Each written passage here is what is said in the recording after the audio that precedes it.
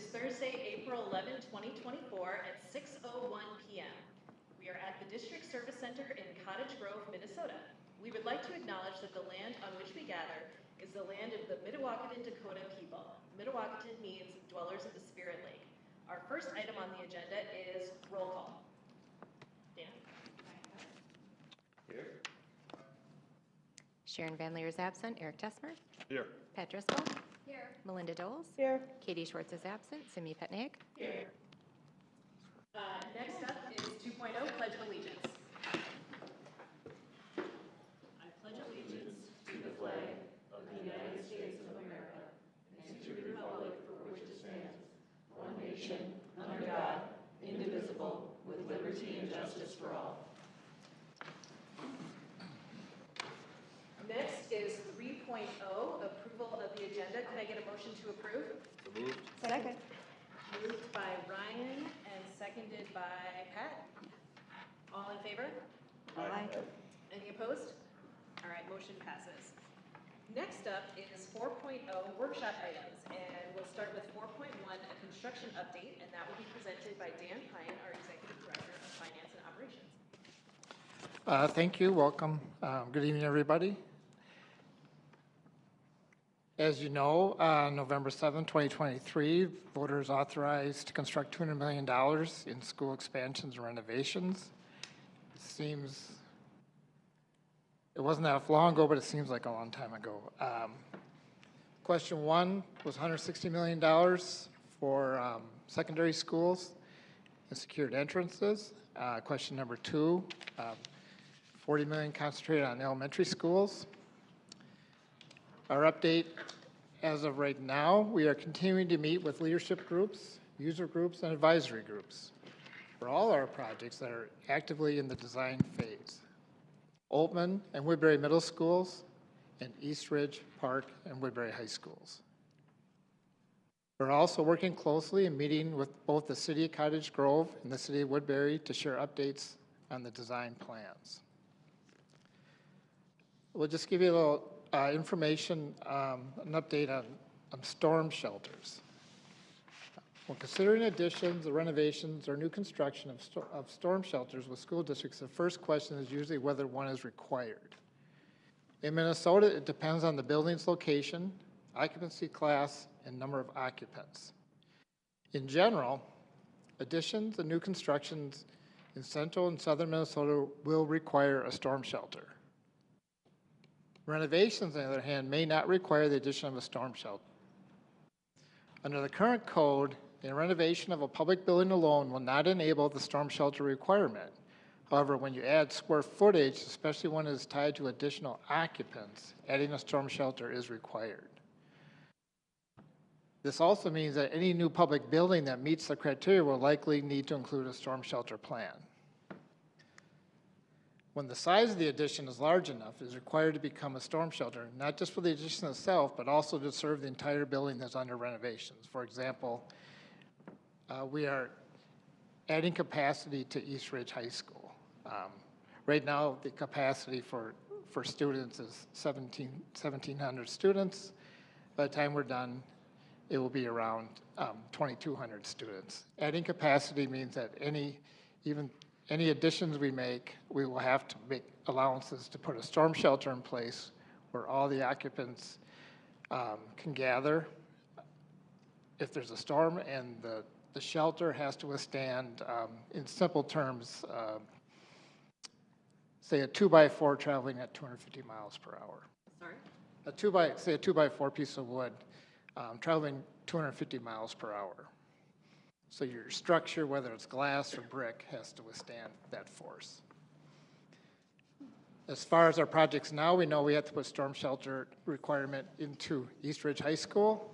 We know we have to put storm shelter requirement into Altman Middle School because we're adding capacity, as well as the elementary schools are adding capacity, which are Bailey, Red Rock, Gray Cloud, and Pine Hill. We're working with the City of Cottage Grove and the City of Woodbury on the other renovations we're doing on whether or not there's storm shelters required, and we don't have the answer right now. Those two cities have been delegated by the state. It's a state code, but the building inspectors for those cities are designated as the state representatives for those decisions. In other topics we have, architects with both Wold and Coma will be coming to the school board workshop meetings to share updates and drafts design plans, both in May and June. The May meeting, the architects will share drafts and designs for Altman and Woodbury Middle Schools. And at the June meeting, they'll share drafts and design plans for East Ridge High School, Park High School, and Woodbury High School. We also, you should be made aware that there was a slight adjustment to the phasing for the Cottage Grove Middle School and Lake Middle School projects. As you remember, those two schools are getting new secured entrances. The design meetings have been scheduled for both those schools. Cottage Grove Middle meetings start tomorrow, as well as Lake Middle School meetings. As we looked at the timeline, and the current timeline now shows that we'll be starting those projects in January of 26, scheduled to be completed by fall of 26 or late summer of 26. They'll be done in time for school. We're finding the reason to do that is cost savings. We feel we'll get better bids if we don't squeeze too many projects on top of each other. As we looked at the schedule, you can see that a lot of the early contractors for the high schools will be winding down, and then we'll start up with the Lake Middle School and the Cottage Grove Middle School. Also, shortening the schedule will save dollars on general condition items, trailers, toilets, fencing, equipment rental, things like that. Setting up, they don't have to set up shop in double places. We may have slight changes as we go to the phasing schedules, depending on bids and the market and economic conditions. That's our update for this month, and that'll be much more exciting the next 2 months as you'll get to see some designs. Thanks, Dan. Are there any questions? All right, Dan, I did have one question. For the storm shelters, what kind of impact does that have on the budget or the cost for any given building? It really depends on the size, obviously. I think if you're just talking about the additional cost of having a storm shelter, I think it generally runs, we wouldn't really know until the bids are done, and it depends on the design, if they put a lot of glass or if it's just brick, things like that, because the brick is cheaper than glass, with a super glass that they have to put in there. On the big projects, maybe $2 million, but we did, in the original budgets, we did account for those, the fact that we'll probably have to have storm shelters. This requirement was not in place when we built Oldman Middle School. Oh, okay. But it's in place. It's been in place for a couple of years. I know like Owatonna, they built their brand new high school, just opened up this year. They had to put a storm shelter there. They actually are using the locker rooms as a storm shelter. And just to add, when the user group, I happened to be at the Woodbury High meeting today when the user group met, the one space that they would be looking at for that storm shelter is the cafeteria because it could house all of the students. And so, therefore, there's that conflict between having all the glass and how do we do that because we know then it's going to get more expensive when you are putting in the high-pressured glass. Yep. So. Thanks so much. Next is 4.2, our financial update, and that will be presented by Kris Blackburn, our Director of Business Services. Good evening, everybody. I'm excited to be here. I don't have a joke, so I was hoping Dan was going to have one. I wasn't going to have to come up with something, but here is one you can tell your kids is how do you make a Kleenex dance? And you put a little boogie in it, so. It's just one of my favorites because I could share it with my kids on any given time. I just have to stop. Such a contrast. I mean, we know Dan is retiring, but Kris, that's quite the contrast.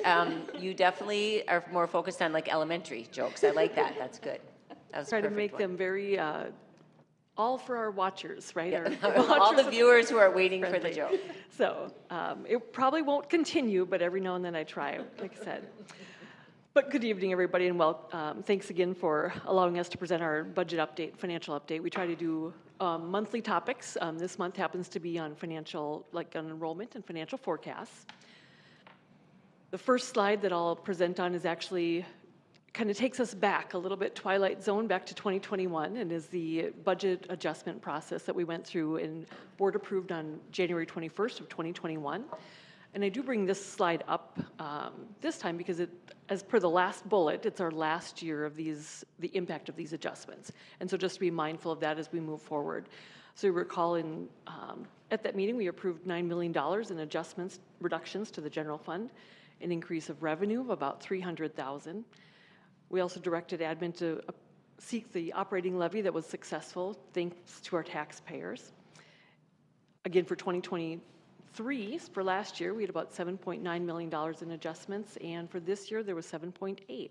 And so, like I said, this is our last year of those, so just be mindful of that as we move forward.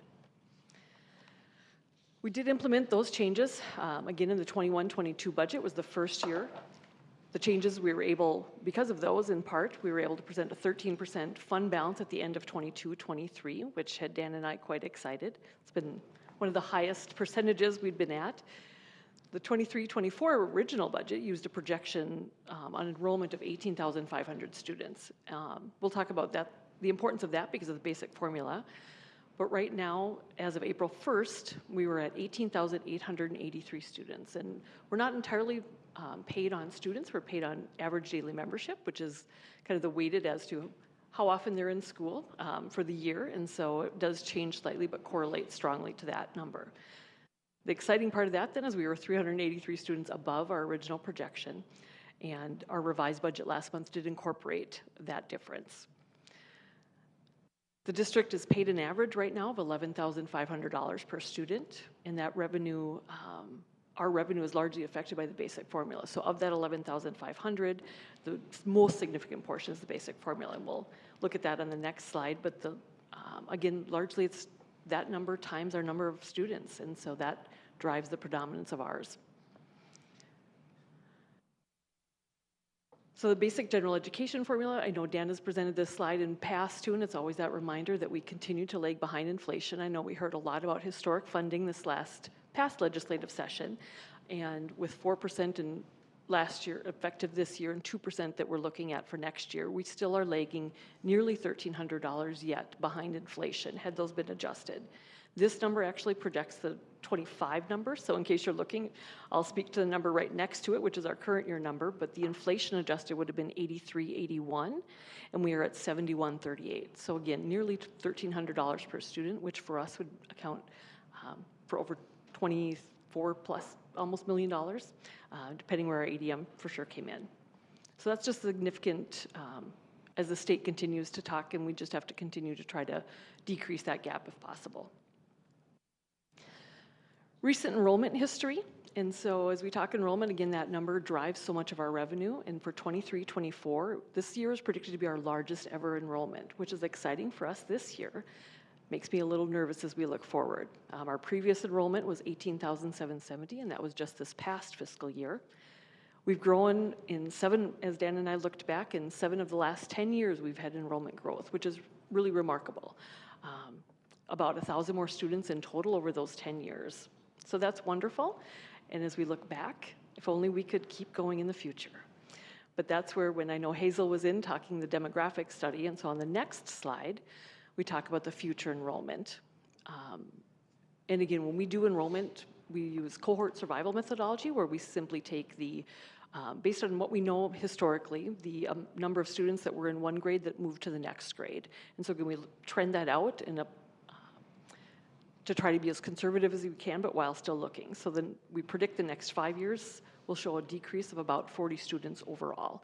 So not a significant decrease, but a decrease nonetheless. And again, when our revenue is driven off that enrollment, we will face some challenges, I suspect. The main cause for this is, again, with the demographer study we had done, is the lower birth rates across the country. It's not unique to SoWashCo County schools. It's not unique to Minnesota, but it will continue to pose some issues maybe perhaps for us as we look forward. And again, our incoming kindergarten classes are predicted to be smaller. So as our outgoing, this year our senior class was our largest, And as we look to next year, so as they leave our system and graduate and move on to their next endeavors, our incoming kindergarten class will be smaller. So just naturally, those fluctuations that results in as well. The following slide then just illustrates that kindergarten enrollment. And so if you'll notice in 2012, we there's births and then which year in kindergarten, the enrollment, and then what our capture rate was. And so again, we continue to see a high number of that capture rate of the births in Washington County, but the just numbers of students are fewer. So from 1341 in 2012, we're looking, which would have been the kindergarten class in 2018. As we look to 25 and 26, that'll be at 1250 and 1235 is the projected numbers right now. And currently this year, we're at 1285. So again, you can see that decrease as we look past those years, and that's where that concern comes in some as we look forward. Financial forecasts then. So a year ago, we predicted the unassigned general fund balance to be about 10% at the end of 22-23, and we actually ended at 13%. So again, Dan and I left and kind of had our little party maybe in finance, but it was just a lot of work throughout the system. It's by no means that result was just us being great. It actually was the hard work of many, many staff throughout the system. And it sometimes came as a cost of there simply not being teachers maybe to fill substitute roles and things like that. So unfortunately, it helped us in the end a little bit. The 23-24 budget was balanced and scheduled to leave a fund balance of about 10%. So on a revised, again, that was approved last board meeting. So we will see a percentage decrease. And as we go to the next slide, that percentage is largely, you'll notice that trend-wise, we're actually increasing in raw dollars. It's just that percentage. So as our expenditures increase as well, our percentage on the fund balance will go down. And this is just strictly the unassigned fund balance. So even though 13 was the high on here dollars-wise, is lower than we'll actually end at dollars-wise this year, projected. On the next slide, just a brief talk about financial forecasts as we look to 24-25 to next year. I would love to pull out my magic 8-ball and have it be perfectly accurate, but it's still too early to predict. We're working right now on the original budget, already started. We're in the midst of staffing, and I know Abby Baker and the HR team has been diligently meeting with principals and trying to figure out what that looks like. The assistant superintendents have been working on. It's just right now very early to predict. I know with contract settlements will be the biggest impact on that. Again, roughly 80% of our budget is on people, and so that's where those decisions, even as we look forward, will become really challenging. Next year, as we look to funding sources, we know that the state aid increase is scheduled to be at 2%. The federal aids are not yet known. We keep receiving updates from MD that tell us that 10 weeks after the feds release it, we should get our numbers, and they haven't released it yet. So we keep anticipating that, but we're not anticipating any significant increases either.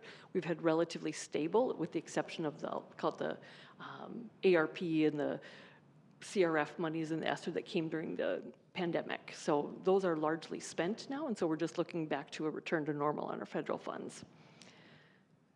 Again, the original budget then will be presented in June, so look forward to our fun and exciting presentation then. So we do have to have it in effect by June 30th every year, so just a reminder to legislate that by statute we're required to have that in place before we start the new fiscal year. Legislative actions, and it's been a slow year. It's not a funding session year. We always like just to give you a little update on what's going on. There's no indications of an increase in funding. I know there's been some rumblings, but there's no indications that that will be anything other than the 2% for next year.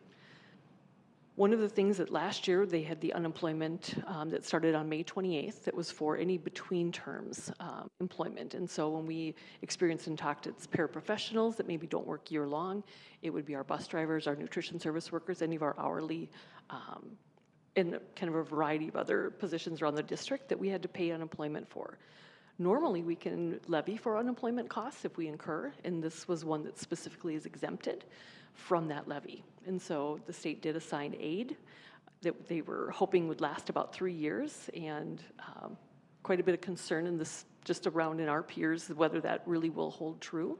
And if it does not, if that aid is not sufficient to cover the cost, our general fund would have to step in and cover the remainder of that cost.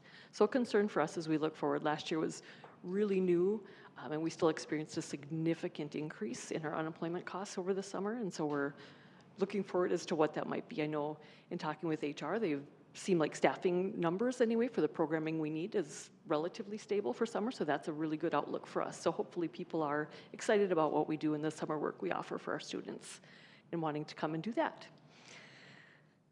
The next increase to special education cross-subsidy, which I know has been another kind of drag a little bit on our financial performance, is scheduled to go from 44% to 50% in 26-27. So we have a few years that will remain stable largely on that cross-subsidy, and then it will increase.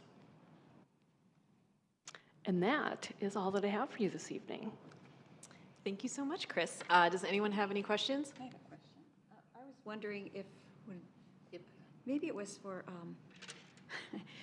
when you do the enrollment projections, do you include all the new homes that are going up? Okay. So generally, Pat, we found that we haven't historically included those since Dan and I have been here anyway.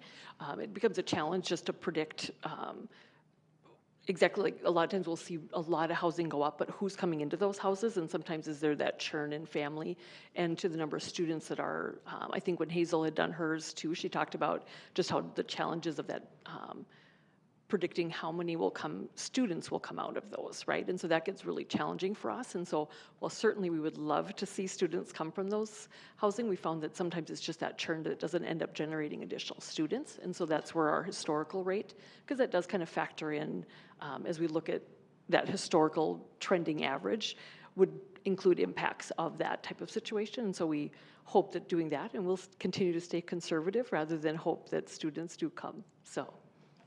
And I think too, Pat, as Kris said, that forces us to be conservative. I love to get to the end and Dan says, well, there's 338 more kids. Whew, thank goodness.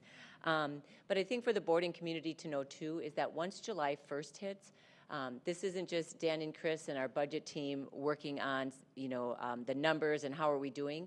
Any positions new to our system get reviewed by our executive cabinet. And so we have a process in place where a form has to be completed. What's your purpose? What's your why? So that as executive cabinet members, I'm not approving something over here and someone else is approving 2 people over here.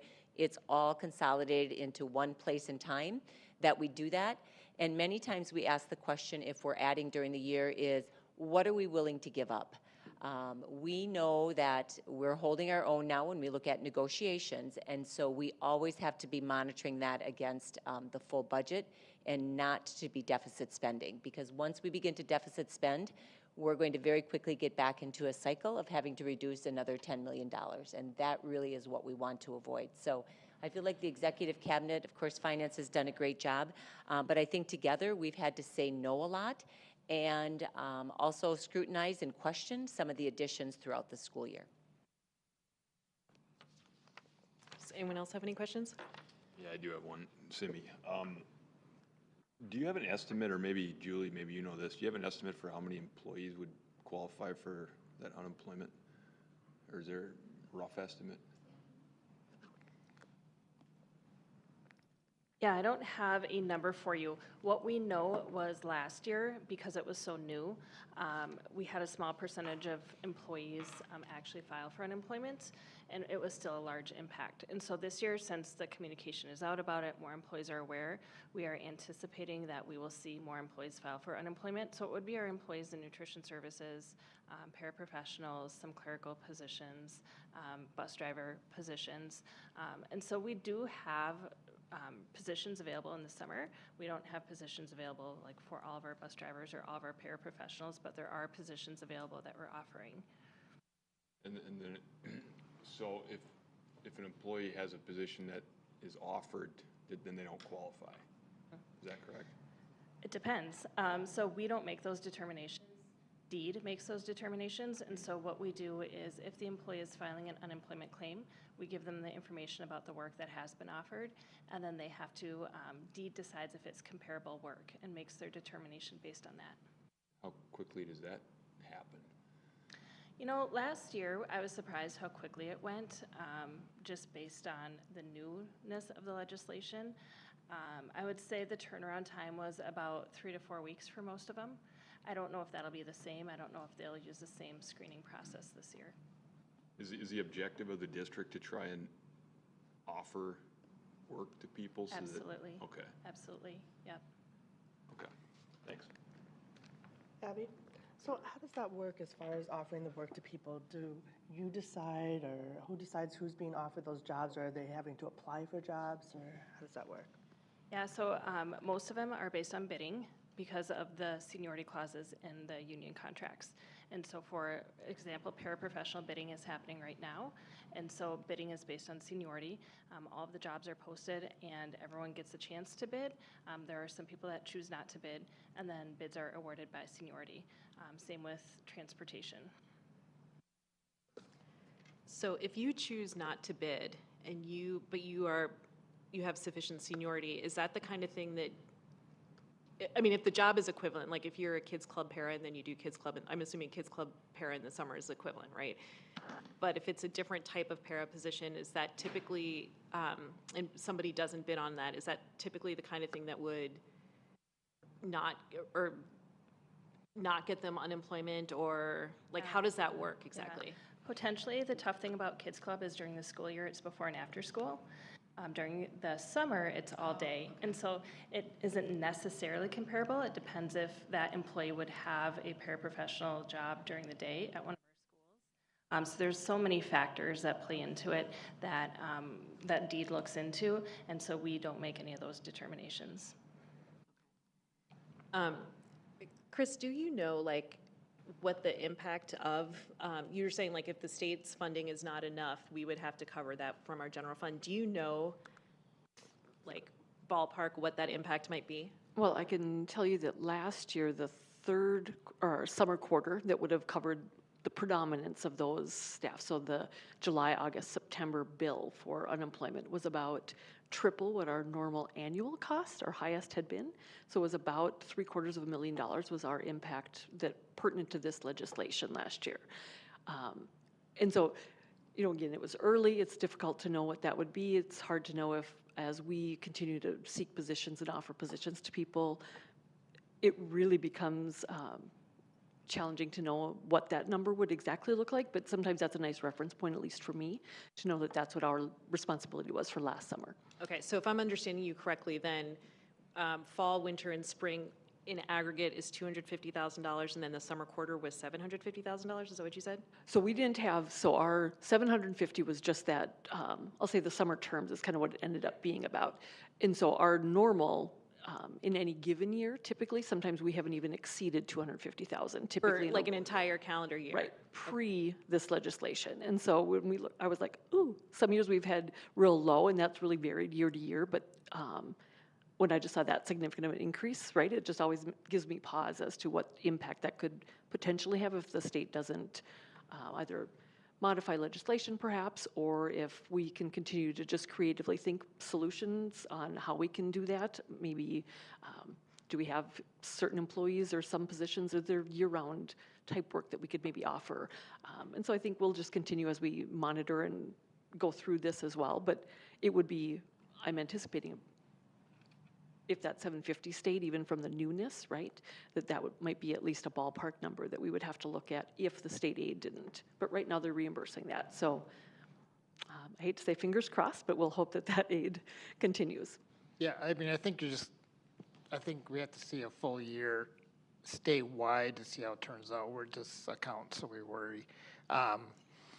We did get paid all the money that was paid. We did get the aid back on that. And we're just saying, hey, it's 750, it's gonna be double next year because nobody really knew about it. Our job is to offer, is to provide services in the summer, and we offer jobs, and we're not, HR is not going, well, this person might get unemployment, so we're gonna do this. We can't even play that game because we're bystanders in this whole thing. But we're getting the collateral damage of it, of people not applying for summer work. Is it likely that the legislature would ever let us levy for this, like they let us levy for like a teacher who gets unemployment or something? They may, if they've realized that they don't want to put any more state aid into it. But I think it's going to take at least 2 summers to see how the dollars come out. It's important to note too that it's not an all or nothing. So if an employee does some summer work, but it's not enough to fulfill their like full-time duty, that they would be eligible to file too. So even if they are working, if they are missing hours because it is between terms, then they would be eligible also. And we pay the direct cost, right, like, we don't pay a percentage of payroll like businesses Correct. do? Yep, Okay. so many businesses have the factor and then they're assigned a rate. Yep, we just pay basically a reimbursement basis. So if somebody files a claim and they're paid $2,000, then we receive a bill for $2,000.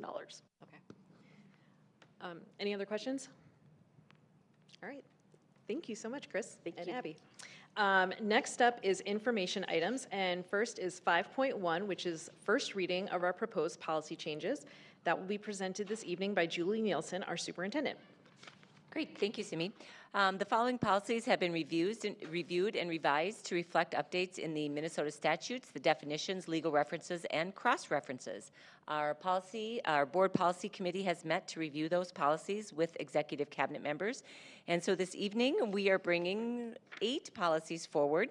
And the first 3, interestingly enough, as I look at those 3, 425, 426, and 426.1, having to do with teacher induction, evaluation of staff, and job description, we are recommending that those 3 policies be removed and those turn into district procedures. MSBA does not have policy language for those 3. Those 3 really, when it comes to the evaluation process for teachers and staff, induction, meaning how do we onboard staff, as well as job descriptions, those are really more in the process and procedures. So we're cleaning that up and saying that our recommendation is to remove those 3 policies.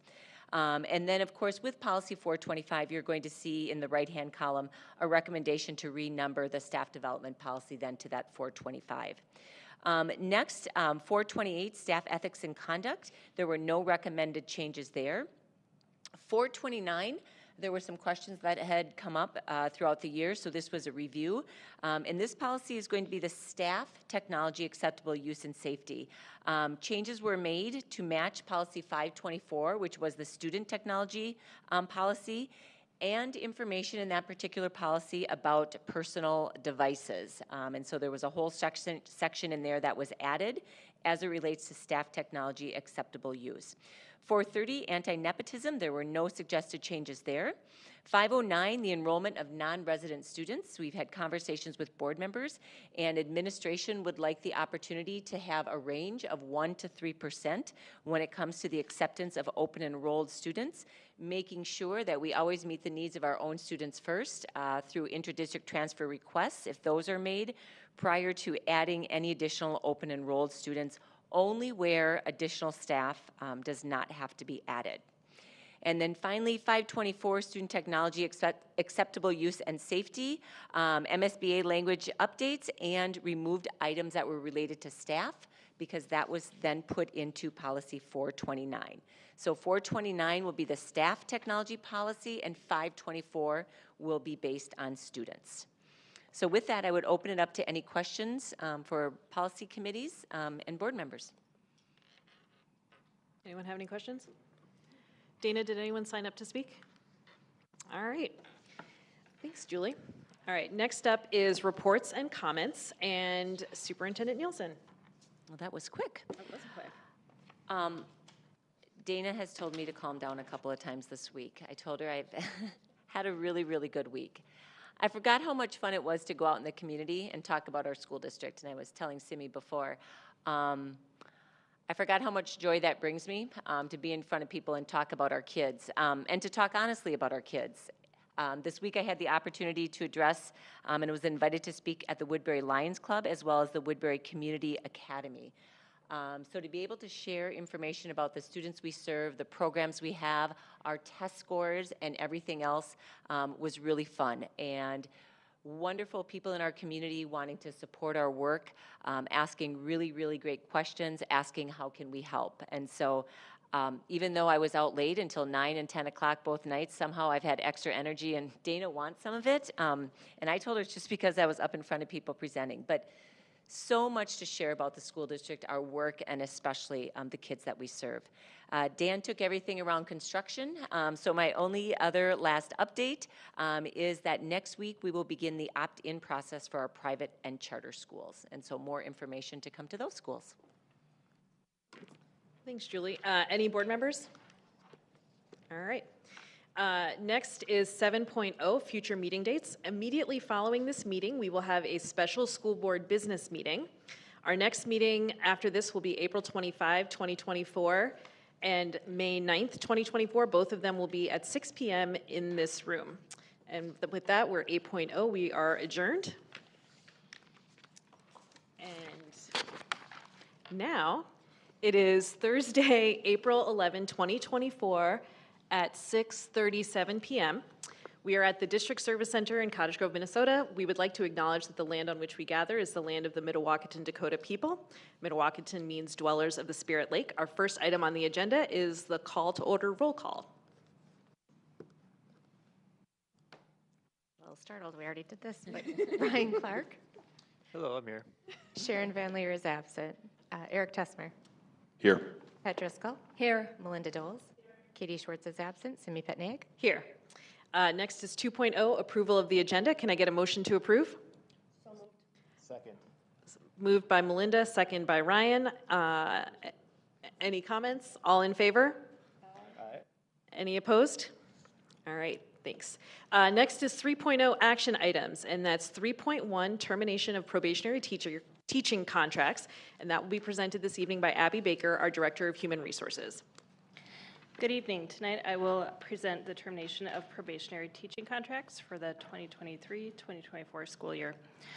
During the current year, as in past years, we have many exceptional teachers working for the school district. It is necessary to pass a resolution to terminate the teaching contracts of a number of probationary teachers. The reasons for release include student-driven scheduling, changes in enrollment, curriculum changes, union contract transfer article language, and licensure issues and performance issues. This evening, you will receive the non-renewal letters of the probationary teachers who must be released at the end of the current school year.